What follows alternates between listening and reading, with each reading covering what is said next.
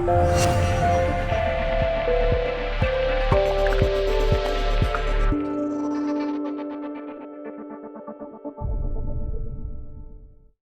so Liquality. I work on this thing. I'm not going to explain what it is right now because I want to take you on the journey on what the purpose of it is. So I guess go from here. So why are we here? The reason we're here is because of this thing called Bitcoin. The advent of Bitcoin gave us something new. So we need to look at what that thing was. And that is essentially a money without a trusted third party.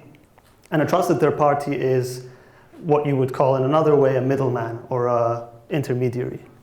So what are the characteristics that removing this trusted third party gave us in Bitcoin? And that is it's open. Anybody can join and exit on their free will. It's public. Anybody can verify by themselves. It's neutral. It doesn't discriminate based on anything. It doesn't know anything about anybody. It's anonymous as far as certain aspects of it go. It's borderless, so there's no artificial boundaries between you and another anything, whether that's a machine or it's another person within the system. And it's censorship resistant. So that's kind of why we're here. And if you see kind of projects coming up built on top of Bitcoin or built around the concept of Bitcoin, ask yourself, how is it exhibiting these properties? Because these are the ones that Bitcoin invented. But so what's the problem? The problem is that the moment we want to do anything with our Bitcoin, mainly in terms of exchanging it for other native digital assets, we compromise on those values. So all those things about public, borderless, all of these things, the moment you give your Bitcoin or other digital asset to an exchange, you compromise on them. So that is, for example, exposing yourself to privacy degradation. So you hand over, assets to any exchange, you have to provide KYC information, ID, other details, where you were born, what your hair color is, a lot of stuff. You also degrade your ownership. So that is, once you hand over your asset, somebody else has ownership of it, and you have really no recourse. You can be exposed to any kind of manipulation, and one of them is, for example, fees. So you deposit on an exchange, it says the fees are X to withdraw. You go to withdraw, it's something else, it's a month past. You're essentially at the mercy of this custodian in terms of how they give you access to your funds. And also it means that when you're using an exchange, you're really using the kind of volume and liquidity in that silo. So you're on a specific exchange. And that confines how free you are in terms of how you trade. There's no really any, it's not really in the interest of any certain exchange to be able to expose their books to some other exchange, because there's nothing in it for them. They would just be losing liquidity for themselves. And all of these problems are because of middlemen.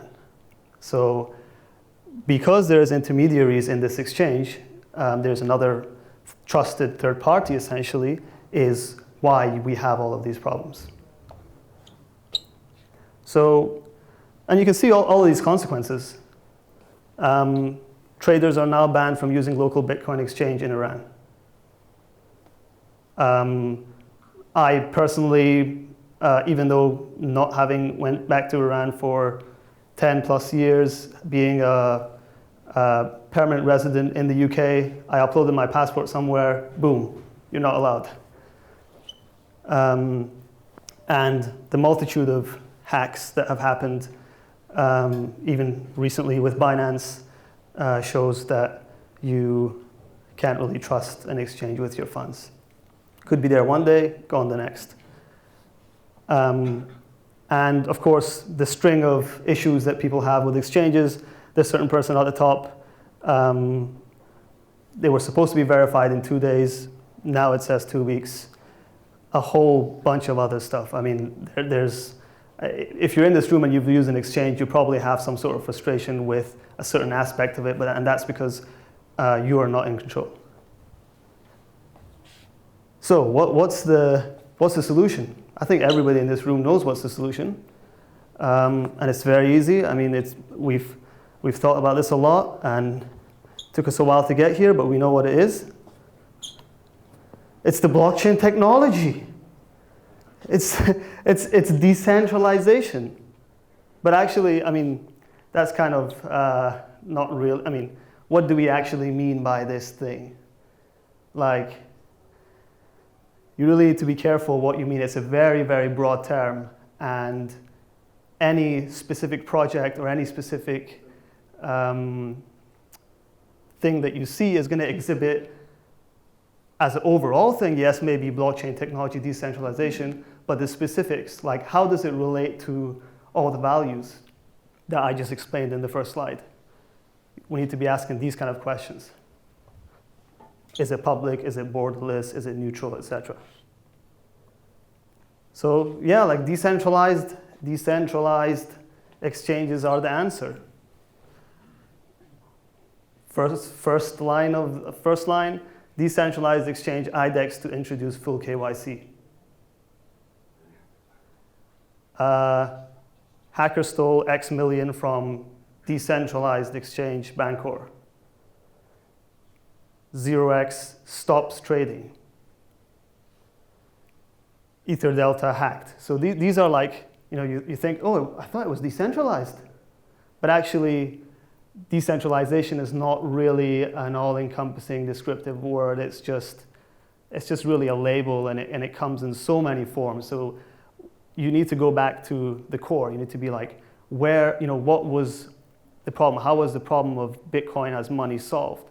And that is all of those values, like it being borderless, it being neutral, you not having to rely on anybody else, as not being a central party.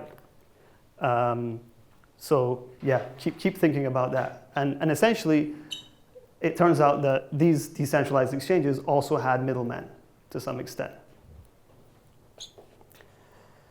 So when you kind of come up with this thesis, yeah, we can do Mike. Okay. When you come up with this sort of thesis, there's a lot of excuses. So it's like, why was this not really decentralized? We need to be really pragmatic with decentralization, and that usually means we don't really care about enough about it as much as the other stuff, or other systems are centralized. Another noteworthy one is decentralization is a spectrum, and that usually means we see how we could do it better, but it doesn't really suit us to do that, because they clearly identify like what the problems are, how they can improve it, but they're not really willing to go there. Or my favorite one is, it's impossible. There's no way that we could be doing better than this. And so what we're saying is, well, it's impossible because you're in the mindset of just applying decentralization to something. You're not in the mindset of thinking, how do we remove intermediaries? How do we exhibit the same properties that Bitcoin has in it being borderless, neutral, all of these other things. So we really think of ourselves as a continuation here. So on the left side, you get complete centralization and intermediation. You have all your regular exchanges, centralized exchanges, and then you get decentralized intermediation, which is, yes, it's like in a sort of decentralized architecture. Some aspects of it don't rely on a central party, but at some point, it's intermediate, whether that's like a sort of escape hatch where you can just kill all trading, whether there's sort of like an emergency function that can retrieve your funds, or etc. And we think of ourselves as the next iteration. It's like, it's decentralized, and we are, as a contributors to this project, are not involved as intermediaries in any aspect of it whatsoever. So Mo, yeah? I think it would be really interesting if you want to mm-hmm. To talk about how some of the other decentralized exchanges are still working. Some of the issues that they have in terms of centralization, that they're still working to improve them. Yeah, sure. I mean, so one of the main issues is, so if we look back here, so one of the main issues is that, say IDEX, for example, the reason that they are being prompted or sort of in a way forced to implement KYC is because they are the central point in which orders come to. So even though they're non-custodial, as in they don't hold your funds, they actually match different buyers and sellers, and their system, their internal system as a kind of, they're involved in the transaction. And so they would, at the moment, they're looking to set up, I believe, sort of a token that's run in a network. But we believe that this is sort of another incarnation of intermediation, in that a token is not balanced. It can be imbalanced. It can be controlled by certain groups. And we think that it doesn't need to happen this way. And I mean, like, the problem with Ether Delta is that they have their smart contract, which to the most extent except the fees is disintermediated. But if you want to match with other people, you go through a service that they have. So orders, you having access to access to the liquidity is through a web service that they host themselves. So these are all the kind of points where, as an examples of where these decentralized exchanges lack. Where does Bancor fit into the previous graph, and what are its issues? Because it's a one-sided marketplace. One-sided. So what do you mean by that exactly? You don't have to wait for somebody to buy your order. You're buying and selling from an right. Yeah. So I believe in the Bancor's case, so what happened with their issue was that they have private key. So they have smart contracts that sort of hold funds, so I guess the market maker's funds to some extent. And this specific smart contract has an upgradability function. So what that means is, as you're, I guess, improving your exchange, at any point in time, you can change the code underlying the exchange. So what happened in their case was that somebody found the private key that can be used to upgrade the exchange functionality and used it to extract funds from people who were market making. And the kind of Bancor token, which is used under the hood to operate the exchange, also has sort of a freezing function, which means that the Bancor team can decide to put a stop to that moving or flowing. Does that answer the question? Yeah. So these are, again, the examples. So kind of at the bottom is like, what do you need to think about? Like, if you had to go through a project and think, well, on the spectrum of this being completely decentralized, what would it be? Is like, is the code open source? Can I run every piece of the code myself without having to rely on anybody else? Does the contract have any form of censorship? So can it, for example, be stopped, or can you cut off access for a specific party? And that next point is kind of the same. Are some participants more equal than others? And can it only be used in a certain jurisdiction? So a lot of these exchanges, some of them, because they are running the user interface themselves and there's no actual way for anybody else to run it, they have to, by law, I mean, it's just a sensible thing to do, to put sort of limits on who can access. So, you're in an Iranian IP or some other sanctioned country's IP, and it comes up, you can't access the exchange from this specific country. And for example, in the case of IDEX, this can happen because you can't even access the liquidity because they're the central party in matching people as well, not just the user interface. And administrative privileges is actually one of the worst ones, which I'm happy to say that it seems most decentralized exchanges are moving away from.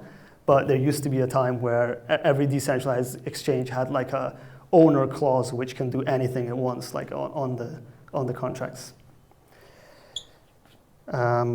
So now I can say what Liquality is trying to be. So we saw the continuation. We saw, okay, Bitcoin came across because intermediaries were taken out of the equation. We want to do the same, but for exchange. And we think that by doing that, we solve a lot of issues that exist currently. So we've gone from the system where you're going to Coinbase or you're going to IDEX to peer-to-peer and secure from the base layer.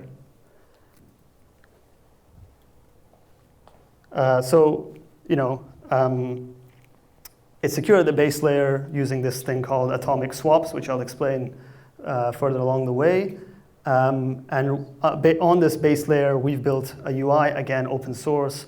You don't need anybody to run it for you. You can run it yourself. It connects to your own nodes. It doesn't have any counterparty risk. There's nobody in the middle. There's no fees. There's no token. It's private. You don't have to announce to anybody that you're making any trade. You can do it cross-chain. So this is one of the things, like you can make a decentralized exchange that's quite decentralized within a single ecosystem, but it's hard to do it between assets that are native to their own networks. So this is one of the things that this features. It's non-custodial. You hold your own keys. And the last one I was meant to delete because I don't know what it means. It was from another presentation. So a demo. And before this, I'd just like to ask for everybody to join me in making prayers that this demo works. Yeah. So this is a live demo. Yeah, this is a live demo. So let me just. You don't have a video or screenshots in case? There is a video. Yeah, there is a video, but I think we've prayed enough. Right. So this is an interface. Any questions about so far? Actually, before we go to the demo, any questions? Who runs the interface? Is it also decentralized? Because it must be some hosting service. Mm-hmm. So this interface I cloned from GitHub. So it's an open source piece of code. It doesn't even have to be on GitHub. You can, once you have it, give it to me. It can be hosted anywhere as long as the code is there. And because you have the code, you verify exactly how it functions yourself. Can I run it on my local host? Yeah. So I'm completely independent of everything else. Yeah. So if I run my own host, I will interact to the blockchain from my own host, running through my own node. Yes. All yourself. Nobody else. Trust them very much. Yeah. I think there was a, Yeah, you said there was no administration function. How are you going to upgrade the functionality? Right. So this is done. So there's two ways of doing upgrades. Oh yeah. Yeah. Did everybody hear that? So the question. Yeah, I'll repeat it because I remember this point. The question was, if there's no upgradability in the contracts, how do you fix bugs, I guess, or upgrade the functionality? And the answer to that is, there's two ways of doing that. One is on the blockchain, where a certain party has control over upgrading it. The other one is through the open source code. So on the blockchain, when people are using a specific version, they will not necessarily be aware that a certain contract has been upgraded. Whereas if you embed it within the code, the person running the code is in control of whether they accept this change or not. Because code on the network is something that is not necessarily verifiable at the point in time in which you call it. So it has to be before, you need to understand what code you're calling to be able to verify its functionality before you call it, which is why the approach of embedding the code within the code that you run while you're doing the exchange is a better approach. You're able to verify beforehand and understand fully what that is before you interact with it. If the code is something that you run, I thought it ran on the blockchain. The code, so that's correct. There's two kind of models. One is you put some code on the blockchain and people use the code that's on the blockchain. The other model is you deploy the code yourself to the blockchain for the purposes of the trade.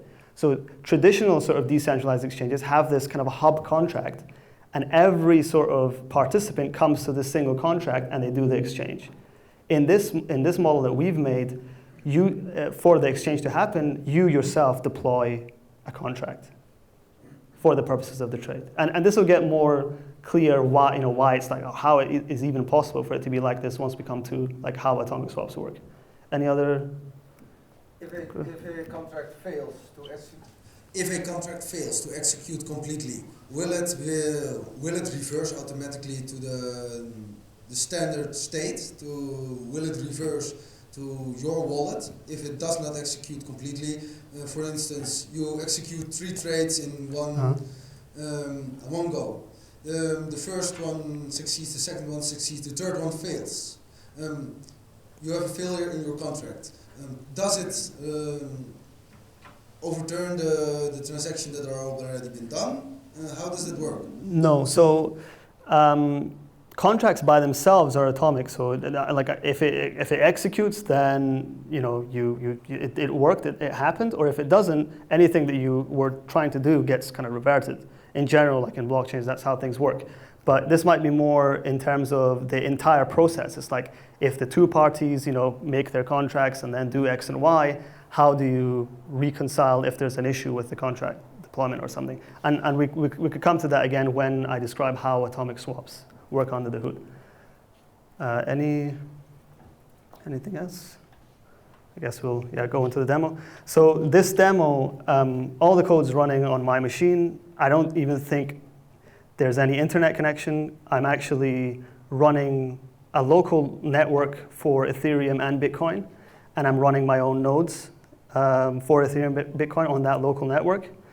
And I have wallet functionality enabled on my Bitcoin node, and I have an Ethereum node, which I'm using the MetaMask wallet to interact with. So we're going to swap some Ethereum for Bitcoin. Not a bad idea these days. Select Bitcoin wallet. So you select your Bitcoin wallet. In this case, we have support for Ledger at the moment. We select the node. So we connect. So that now it's connected to the Bitcoin node. Again, for the Ethereum wallet, we have options. You can use your node, Ledger, or MetaMask. We're going to use MetaMask. We're connected there, and we input an amount.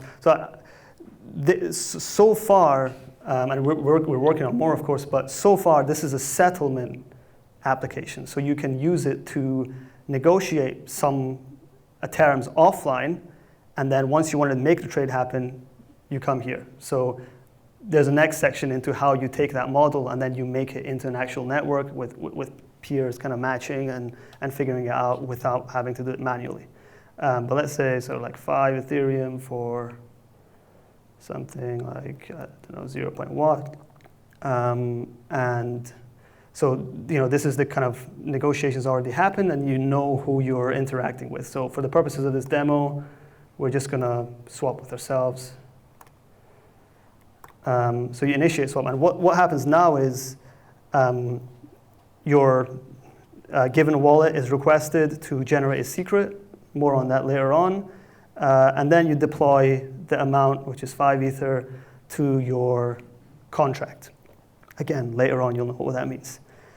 And then you get a backup link in case kind of like something happens to your interface and you need to come back to this. And then you get a counterparty link.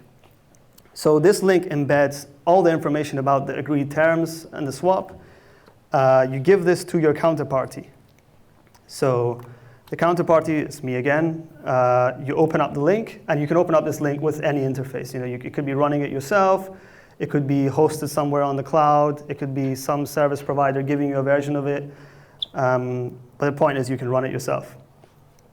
And then you're prompted to connect the wallets for the other side. So yeah, my kind of addresses are on my Node and MetaMask. And here you see all the terms of the trade. Now this is actually verified. So without relying on somebody else, this counterparty has gone to the chain and verified that what the other party has said is in fact true. So then the kind of this side of things is confirmed by the other party. And when that happens, sorry, I just need to start mining blocks on the local network. When that happens, the other side is kind of waiting for a confirmation. And now they've also verified that the other side has kind of agreed or locked what they, what had been discussed before. So you can claim your assets this side, and after a confirmation again,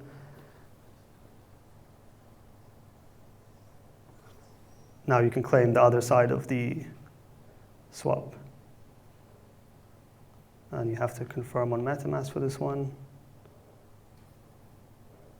And now you've exchanged 0.1 Bitcoin for 5 Ether. So this is currently working on testnet, mainnet, between Bitcoin, Ethereum, DAI, and it can work with any ERC20 token on Ethereum.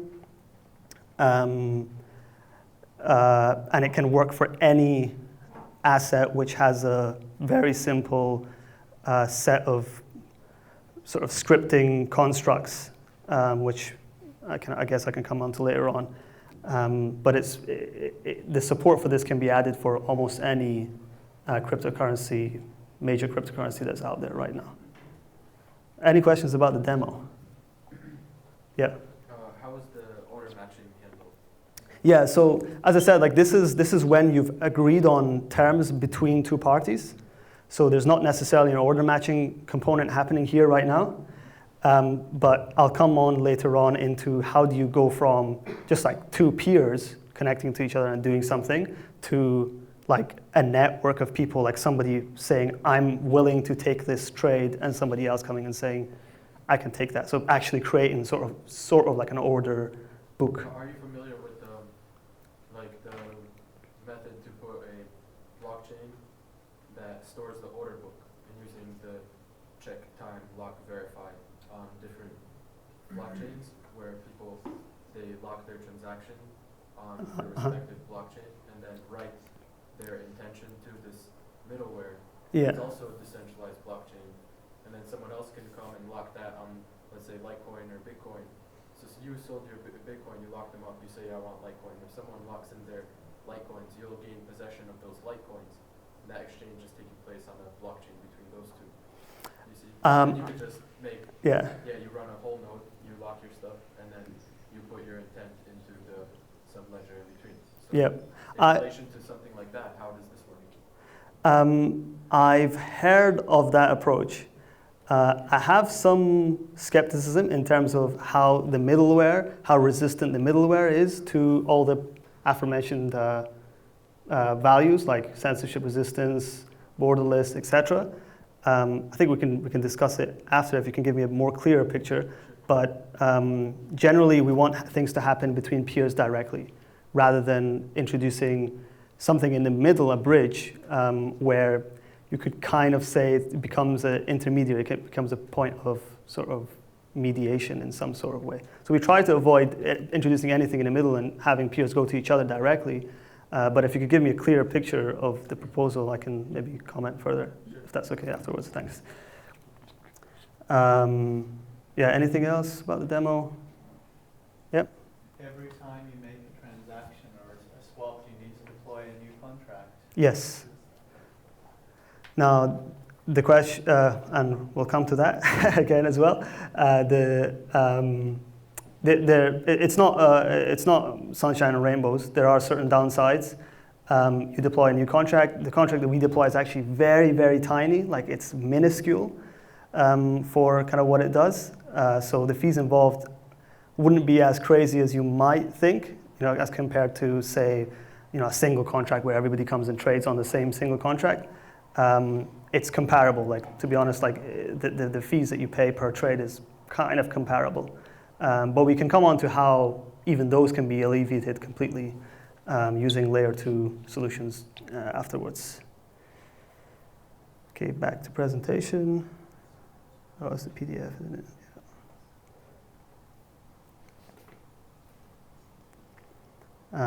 Okay. So how is it structured is like this. So at the bottom, you have these constructs called hash time lock contracts. And this is what enables you to trustlessly exchange two assets at an agreed rate between each other. And on top of that, what we've built is this thing called the chain abstraction library.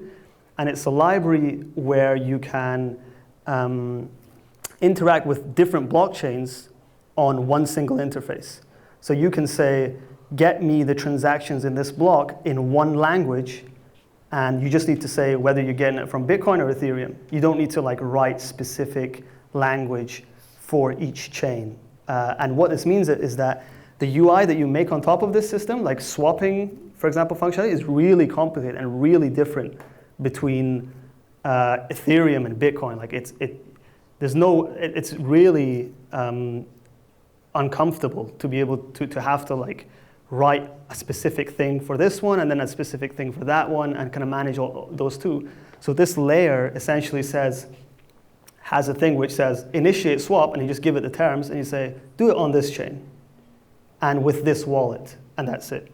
You don't have to worry about how things work under the hood. You don't need to worry that it's actually Bitcoin or it's Litecoin. It will handle, given the sort of the wallet and the network, how to handle that request, I guess. This is, again, an open source library. You can go and verify it, run it yourself, etc. And then on top, we make these interfaces. So using the chain abstraction layer, this UI, which I just demonstrated, calls the chain abstraction layer and is executing these swap functions and being able to go through the swap process without having to know any details about the underlying chain. All it says is, I need to swap Bitcoin with a Ledger wallet, and I need to swap Ethereum with a MetaMask wallet. It doesn't know anything beyond that in terms of the internals of how a swap works, how to get a block from this blockchain, all of these things. So it really simplifies being able to write applications for chains when you want to support multiple. So coming to the problem of how is this even possible trustlessly? It's kind of it's strange, and it was to me the first time I came across it. So it starts with both of the participants knowing what the price is and wanting to deal with each other. That side of it is so we've split it up into three portions. It's like discovery, you find other people that want to trade. Matching, you have the same terms and you come together to execute them. And there's then the settlement. So this portion of it that I'm describing is the settlement part. So how do we do this? How do we do this trustlessly? So what happens is, and there's a lot of sort of, I guess, lingo, which is a bit more computer science heavy. I'm happy to kind of put it in more layman's a bit later on, but feel free to ask any questions if you want to clarify something. So what happens is, first Alice that has a Bitcoin deploys a time lock contract, a hash time lock contract on the Bitcoin chain. So this is just a contract. And then she puts her Bitcoin into this contract. And it's locked with Bob's public key. So it means only Bob can retrieve this Bitcoin. It's locked with a hash of a secret that only she knows. So Bob doesn't know this hash of secret. Bob doesn't know the secret, but will know the hash of the secret later on, and an expiration date. And what this means is, if by this time Bob did not come and collect the Bitcoin, that Alice can just take it back. So after Alice has done this, she takes all the information that she has, sends it over to Bob, and says, here are the terms of our agreement, and it's actually on the chain.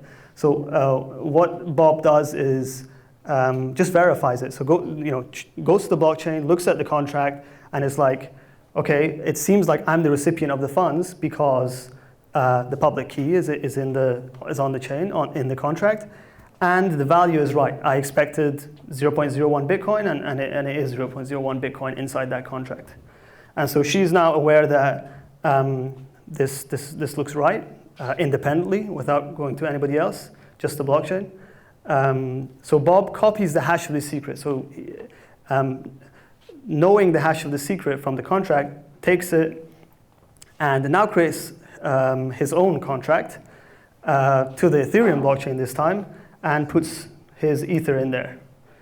Unlocks it the same way, exact same as the first time, with Alice's public key and Alice's hash of the secret, the same secret hash which exists between them, and a quicker expiry than Alice. And what this means is it forces Alice to claim that part of the funds before that time.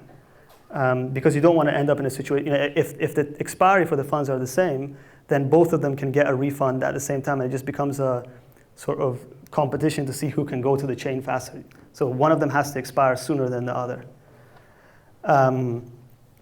So again, now that both contracts are locked, again, another verification round. So Alice verifies Bob's hash time lock contract. Yes, it's her address.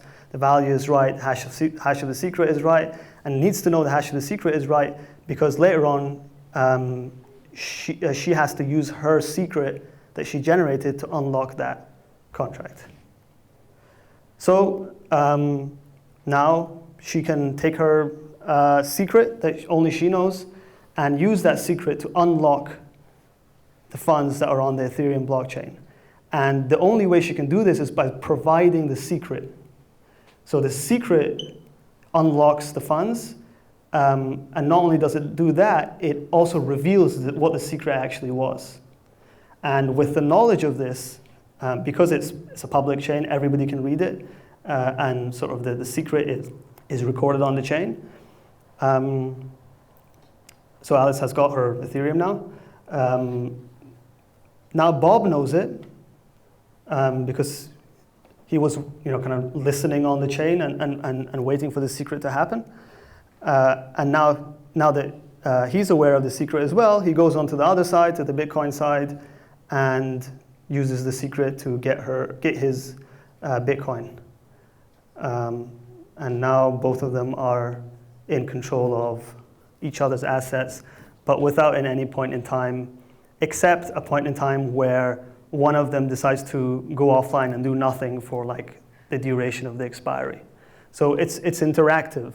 There is a kind of liveliness to this, like you need to check back within an X number of hours to make this happen. But it's more secure. So any questions about, I don't expect everybody to get this like on a first pass. It's quite a complicated topic, but any kind of specific questions? Could you in any way interfere with the deployment of the first contract? Like I am a malicious party, and you run your own code, and like she runs her own code. Yeah. My intention is to get your funds. Yeah. How do you? Is there even a possibility that they Yes. can influence like malware, like browser security? Are there certain risks associated absolutely. with deploying your own code, deploying your own node, the contract itself maybe? Yeah. So so in terms of like being able to affect the other party directly, you're actually more better placed, if you're, for example, able to malware infect them, for example, you're just taking their keys. If you're able to affect them in a certain way like that, you're probably doing much more damage than a specific trade. But there are, so having said that, there are instances where you are able to affect the other party. So for example, this thing relies on you to come back at a certain point in time. So if you are able to sort of knock the person out of internet connection or something, then you can stop them from coming back and doing claiming, and by that you being able to take their funds and get a refund yourself. The other thing is the time locks are the time that is on the chain is not actual time. It's actually a time estimated based on blocks. So how many blocks have happened? So if you want to there's two things you can do.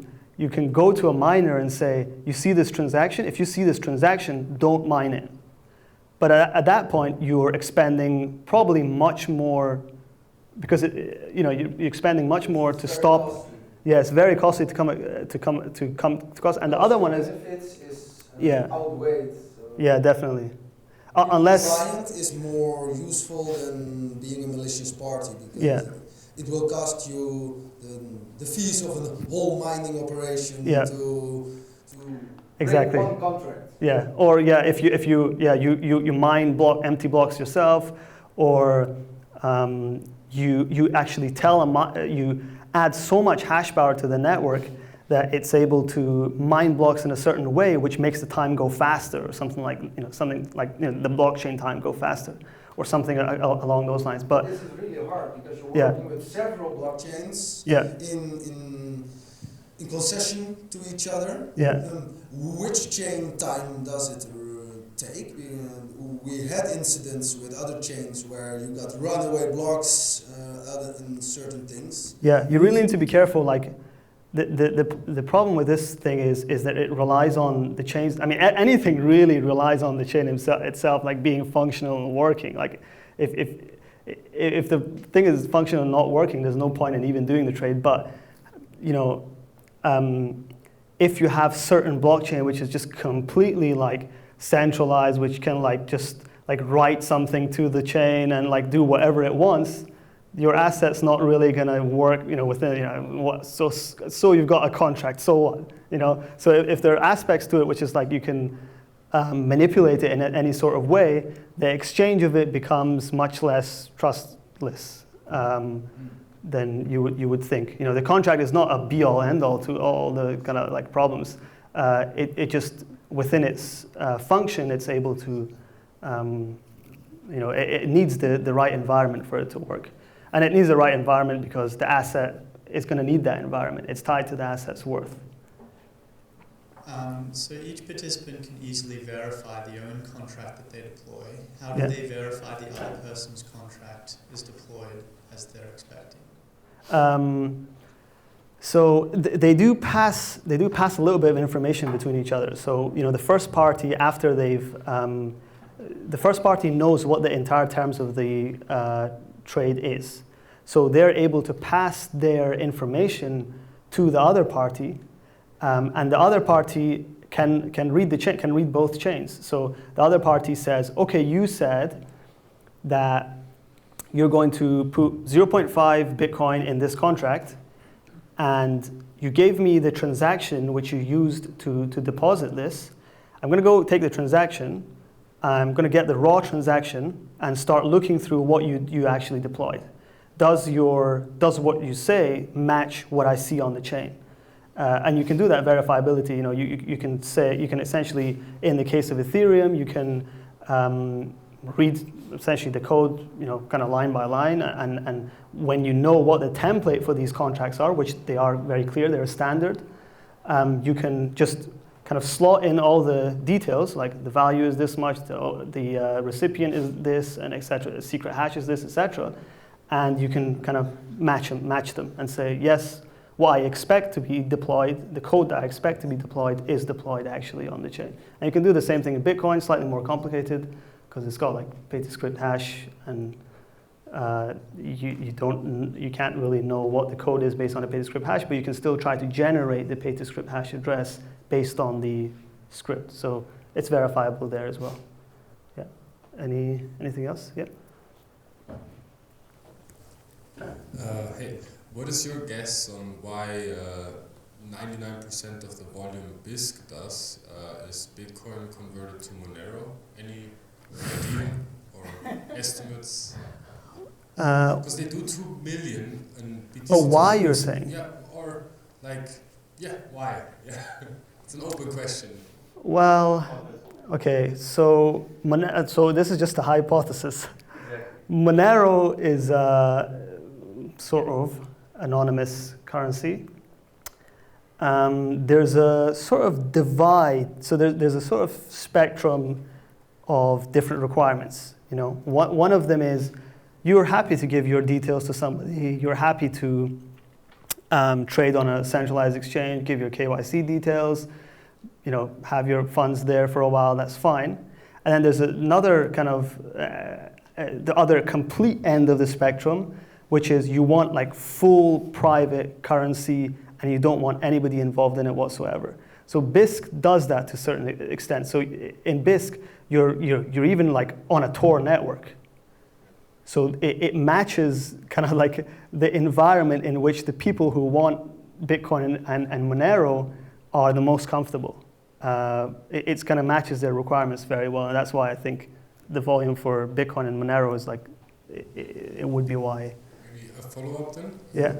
Then I'm still amazed that, because that seems to be the BISC use case for like months now, and BISC just doesn't follow up on integrating Monero into the service. I mean, I'm saying if I would own a product and I see a certain gateway or a certain trade being 99% of the volume, then I'd be more inclined to integrate it into the wallet, make it more accessible. So I'm just like... So you're saying BISC doesn't have Monero in the wallet? No, I mean, like BISC set out to be like Bitcoin to SEPA transfer with user feedback and all that, with BISC still being like the third party to solve disputes, but now they're sitting there for months, and a lot of people just apparently have Bitcoin that they want to get rid of for Monero on BISC, and it's like most of the volume, and it's not even the other way around, it's just Bitcoin to Monero, and I'm wondering why they just don't implement the Monero side of things. Maybe it's too complicated. Okay.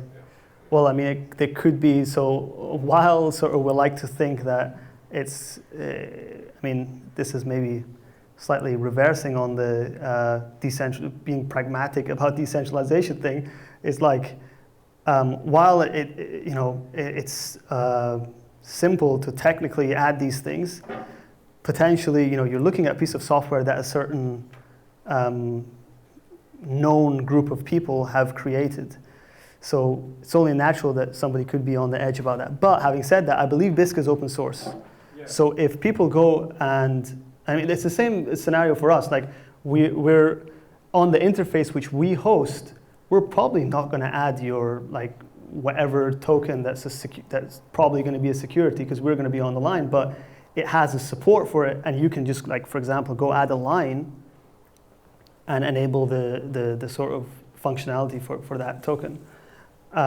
So it may be that being sort of public founders and all of that, BISC is a little bit apprehensive about adding support for assets that are maybe more troublesome than others. But having said, they've gone the right way. It's entirely open source, and I imagine if there was support needed to be added, it wouldn't be difficult for somebody to fork it and do it.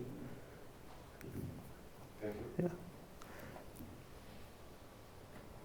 Okay, we can move on. So as I mentioned, there are certain, I mean, it's not all sunshine and rainbows. There are issues. There's multiple transactions on the chain. That can be expensive. That can take, you need to wait a confirmation or a few confirmations to verify that, to be absolutely sure that that contract is going to stay on the chain, etc. So what do we do? Well, the base layer is being improved, and other layers are coming on top. So, for example, Lightning on Bitcoin uses the same construct, this hash time lock contract, to enable these like faster payment methods. And similarly, there's a similar thing being built on Ethereum called Raiden, which does very similar thing. So once we add support for you to do these things off-chain, and it's entirely possible, several problems are gone. The fee problem is gone, because the fees are absolutely minuscule, and it's much faster because you're doing it off-chain, and it doesn't require any like number of confirmations. It's like instant payments.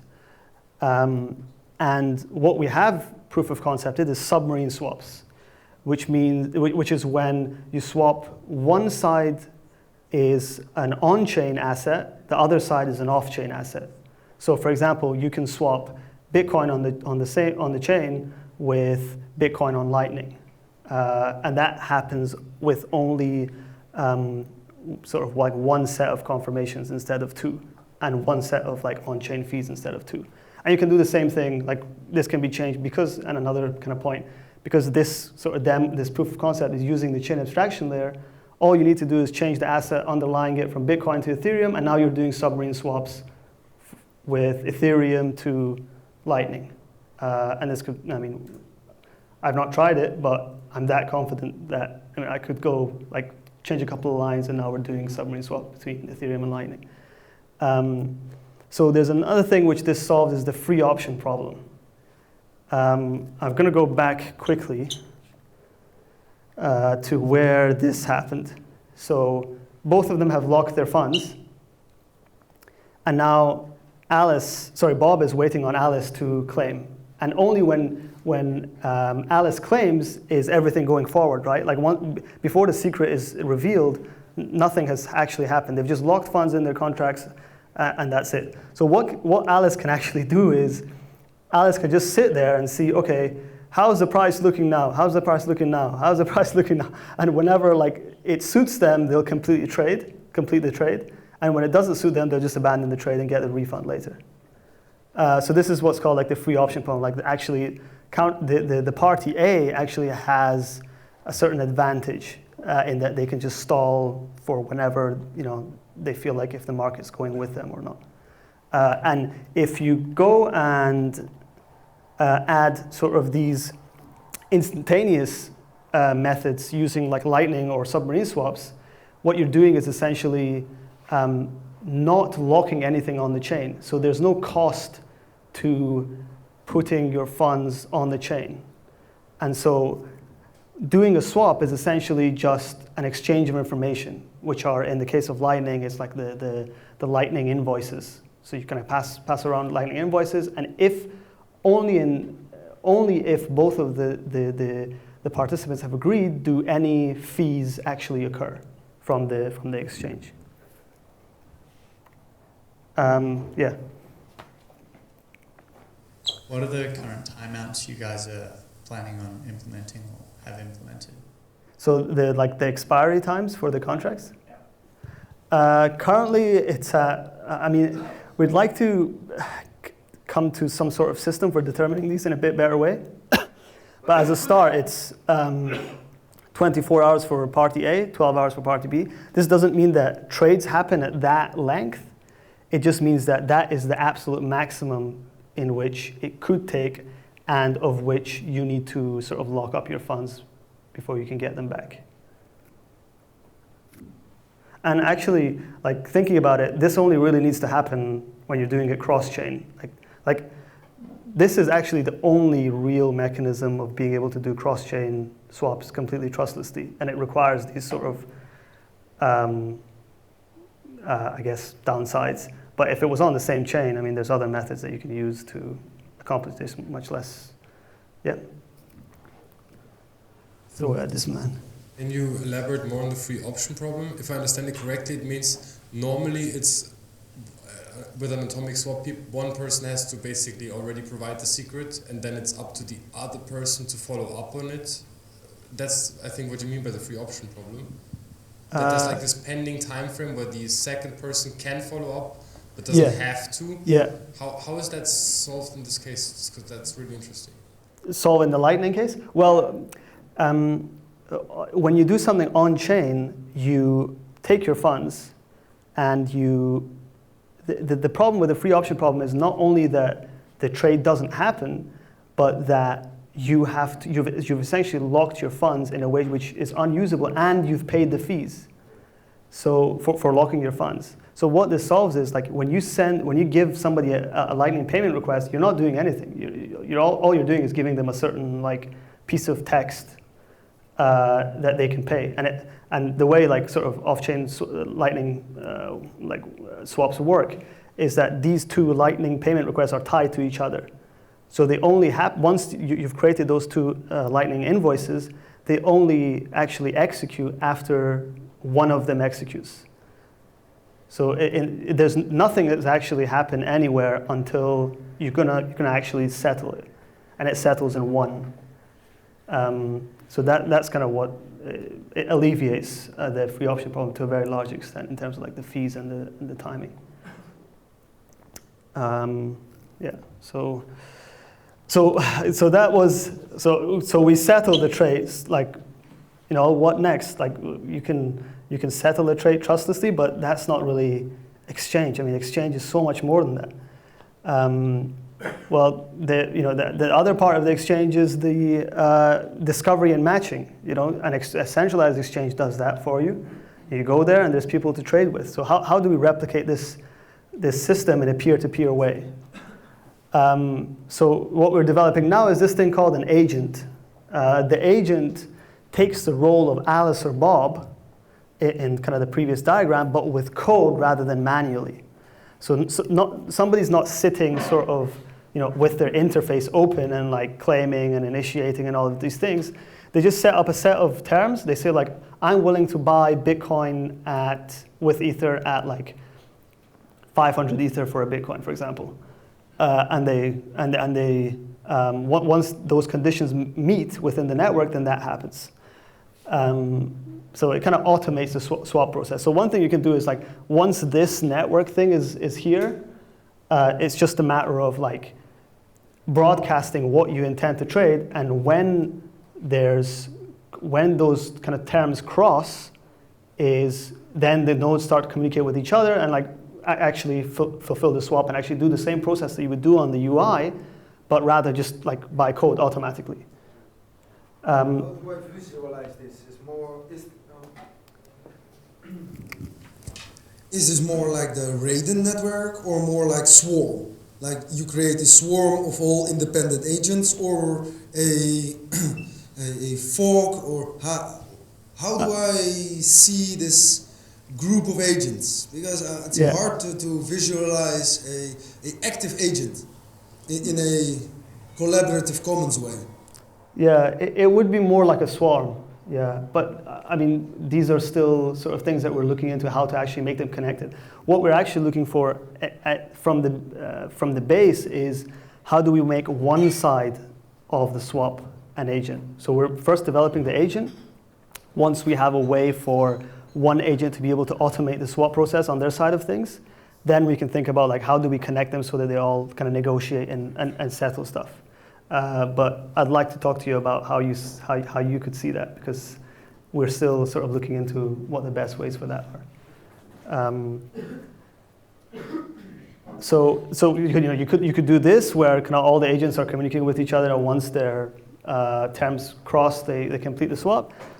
Or as a sort of as a base, what we're looking at right now, and is kind of very close to completion, is where you've got an agent and you select an agent, and the other side is a UI. So the same UI which we demonstrated, now instead of being able to trade with another UI, is actually trading with the agent that does the exact same things, but just in an automated way. And what this enables is actually essentially an OTC desk. So if you're running an agent and that has access to your funds, and you've set up certain price points, so you're like, I'm willing to do 20 Ethereum for 1 Bitcoin, and that's what I do. You kind of publish that, you run your agent, you run it yourself, nobody's running it for you, only you're running it, it has access to your funds, so it's kind of trustless. You then just create a little store on top of your agent, and now you've got something like Shapeshift, but actually non-custodial. Because Shapeshift, all it really does is crypto to crypto trades, but instead in like a sort of being the intermediary. Whereas in this case, you have an agent that has access to liquidity funds that it controls itself and does the kind of exchange part without any intermediary. So essentially, you've got now an open source, trustless, like OTC desk that you as an individual can add your funds onto and set up certain like price points for what you're willing to trade, and it happens. So you can imagine yourself like, okay, I've got like all this Bitcoin lying around. What I'm going to do is I'm going to kick up this like OTC store. I'm going to say the funds are like 10% over the market for Ethereum, and the moment I get the Ethereum come into my balance, somebody like did a swap with me, I'll take the Ethereum and I'll settle it somewhere else for the Bitcoin. So you're essentially charging a 10% fee for running your OTC desk, and you're making Bitcoin, what you want to make, out of that. And this is just a slide of who's working on this. We're all kind of, we have some experiences and an understanding of what it means for intermediaries or middlemen to be involved in what you do and how that affects you. So just to say, this is coming from experiences, and that was just like a chart for them. But that's the presentation. I didn't check the time. Might have been, yeah, not a little bit over.